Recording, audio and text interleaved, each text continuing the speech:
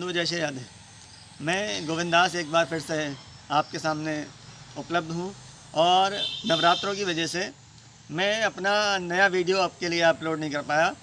इसके लिए मैं हालांकि माफ़ी का पात्र हूँ, तो मुझे माफ़ करना और आपको जानकारी नहीं पाया इसके लिए बहुत बहुत आपका शुक्रिया करूँगा कि आप फिर भी मुझे देखोगे, मुझे लाइक करोगे, मुझे शेयर करोगे, मुझे कमेंट्स करोगे, सब्सक्राइब करोगे। तो खैर, आज का मेरा विषय बंधुओं कि भगवान को पुष्प कैसे अर्पित करते हैं और क्यों अर्पित करते हैं। दूसरा विषय यह है कि भगवान जो मंदिर में हमारे लिए उनका विग्रह है, तो वो स्वरूप में है या रूप में है, उनका रूप है या स्वरूप है। स्वरूप और रूप दोनों में बहुत बड़ा भेद है। मंदिर में दिखने वाले भगवान हैं कैसे और दर्शन भगवान के किस तरह से किए जाते हैं और माता के दर्शन का विधान क्या है। तो बंधुओं, सबसे पहले श्री राधा रानी से, श्याम सुंदर से हमेशा की तरह प्रार्थना कि आप पर, आपके परिवार पर सदा सदा दया दृष्टि, कृपा दृष्टि बनाए रखें। सुख समृद्धि धन ऐश्वर्य का आपके यहाँ हमेशा हमेशा वास हो। और अष्टमी, नवमी और दशहरे की आपको बहुत बहुत बधाई। तो बंधुओं, आज का मेरा विषय मैं शुरू करता हूँ।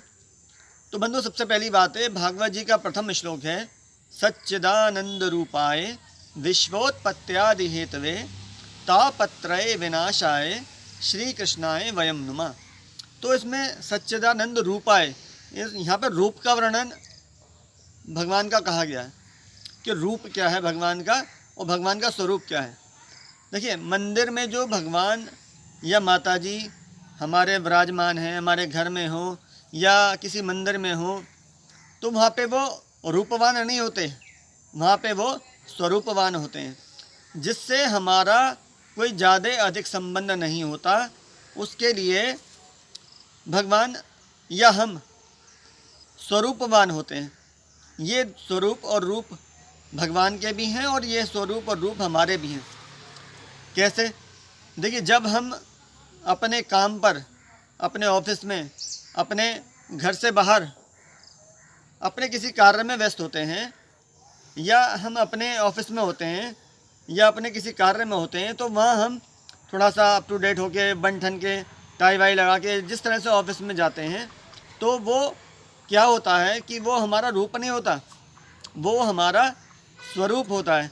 वहाँ हम स्वरूप में होते हैं। क्यों? क्योंकि हमें जो अपने जिनसे मिलना है, तो हम ऐसा तो है नहीं कि नेकर में चले जाएंगे, पजामे में चले जाएंगे और ऐसे ही बनियान में बैठ जाएंगे, टी शर्ट में बैठ जाएंगे।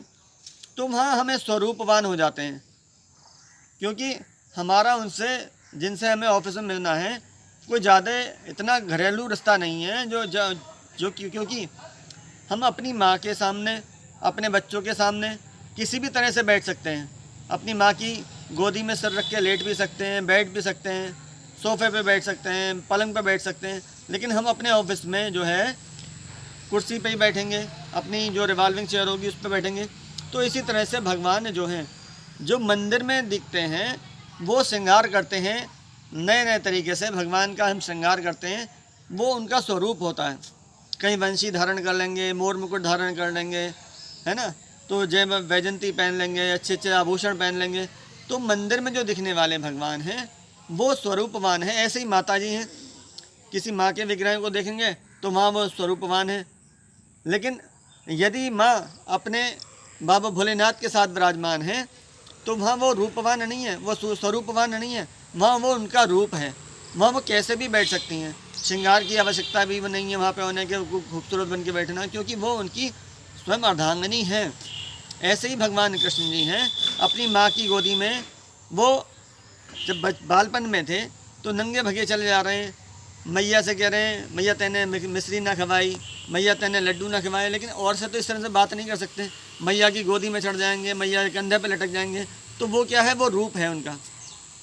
लेकिन जो हम लोगों को दिखाते हैं वो उनका स्वरूप है। ये भेद है रूप और स्वरूप में।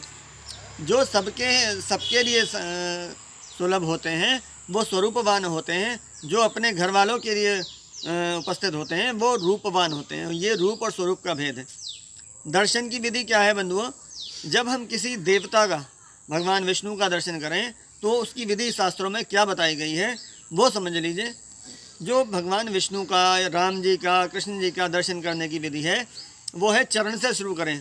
किसी भी आप भगवान के मंदिर में जाएं और उनके विग्रह का जब दर्शन करेंगे तो अगर आपको चरण नहीं भी दिख रहे, जैसे आप बिहारी जी गए, राधा वल्लभ जी गए या कहीं और गए, तो आपको चरण नहीं भी दिख रहे हैं तो मन में आंख बंद करके धारण करें कि हम उनका चरणों का दर्शन कर रहे हैं। तो जब आप दर्शन चरणों से करेंगे तो भगवान के चरणों में शंख चक्र गदा पद्म और ध्वजा का निशान है। तो वो आपके जो पाप हैं, आपके जो ताप हैं, आपके जो कष्ट हैं, उन चरणों के दर्शन करने मात्र से वो तत्क्षण कट जाते हैं। और फिर धीरे धीरे उठाते हुए हम उनके मुखारबिंद की तरफ जब आएंगे तो ये जो दर्शन की विधि है, इस तरह से अगर आप दर्शन करोगे तो ये पूर्ण दर्शन का लाभ आपको मिलेगा। अब जितनी हमारी देवी माता हैं, दुर्गा जी हों, लक्ष्मी जी हों, काली हों, सरस्वती हों, इनका दर्शन का विधान क्या है? तो इनका दर्शन करने का विधान ये है कि इनका दर्शन हमें मुखारविंद से करना चाहिए, चेहरे की तरफ देखते हुए फिर चरणों की तरफ जाना चाहिए। क्यों? क्योंकि माँ जो दुर्गा जी हैं, जो लक्ष्मी जी हैं, जो सरस्वती हैं, इनके मुखारविंद में जो तेज है, इनके नेत्रों में जो ज्योति है, जो शक्ति है, वो हमारे ऊपर पड़ते ही हमारे जो शरीर में रोग हैं, दोष हैं, पाप हैं, ताप हैं, वो सब जल के भस्म हो जाते हैं। इसलिए जब भी हम दुर्गा जी का दर्शन करें, किसी भी देवी के स्वरूप में उनका दर्शन करें, वो मुखारबिंद से करें और चरणों की तरफ आएँ। फिर चरणों का अगर चरण नहीं दिख रहे तो वही आंखें नेत्र बंद करके हमें उनके चरणों का ध्यान करना चाहिए। और यदि हम नारायण का दर्शन कर रहे हो, भगवान विष्णु का दर्शन कर रहे हो, तो वो हमें चरणों की तरफ से शुरू करना चाहिए। अब ये पुष्प आखिरी बात है और मेरा वीडियो पूरा देखेंगे तो बहुत अच्छा लगेगा, आपको समझ में आएगी सारी बात, इसका ध्यान रखें। ये पुष्प हम भगवान को कैसे चढ़ाते हैं? मैंने अक्सर देखा है कि जैसे भगवान इधर हैं, मतलब मैंने अपने आप को नहीं कह रहा हूँ, जैसे ये भगवान बैठे हैं तो भगवान की तरफ ऐसे करने की जगह लोग ऐसे फूल चढ़ाते हैं उल्टा। भगवान पीछे बैठे हैं, भगवान पीछे बैठे हैं और फूल का मुंह ऐसे करते हैं, पुष्प आगे और डंडी भगवान की तरफ। तो ये क्या सही है? ये बिल्कुल गलत है, 100% गलत है। क्यों गलत है? भैया खुशबू तो सूंघ रहे हो आप, भगवान को पकड़ाए दे डंडी, तो भगवान डंडी पकड़ने के लिए बैठे हैं क्या? हैं बताओ आप। तो डंडी तो खुद को पकड़नी चाहिए ना। तो हमेशा जब भी पुष्प चढ़ाएं, भगवान की तरफ उनका मुंह होना चाहिए और डंडी का मुंह अपनी तरफ होना चाहिए। ये पुष्प चढ़ाने का शास्त्रों के द्वारा बताया गया विधान है। और ये क्यों चढ़ाया जाता है, इसका कोई साइंटिफिक रीज़न हो तो हो, लेकिन शास्त्र जो कहते हैं ये पुष्प हमारी जो भावना है, हमारे जो हृदय की भावना है, हमारी जो इच्छा है भगवान से, ये उनके चरणों में जाकर हमारी इच्छाओं को उनको बतलाता है। पुष्प जब हम उनके गले में माला पहनाते हैं तो हमारे हृदय के जो भाव होता है उस समय चढ़ाते समय, यदि हमारी कोई इच्छा हो रही होती है मांगने की तो वो बताता है, यदि हमारे हृदय में प्रेम उमड़ रहा है तो वो बताता है। तो बंधु ये आप समझ गए होंगे कि पुष्प कैसे चढ़ाएं और क्यों चढ़ाएं। ये हमारे मनोकामना को पूर्ण करने के लिए बहुत बड़ा एक वो है, माध्यम है भगवान और हमें ये आपस में जोड़ने का।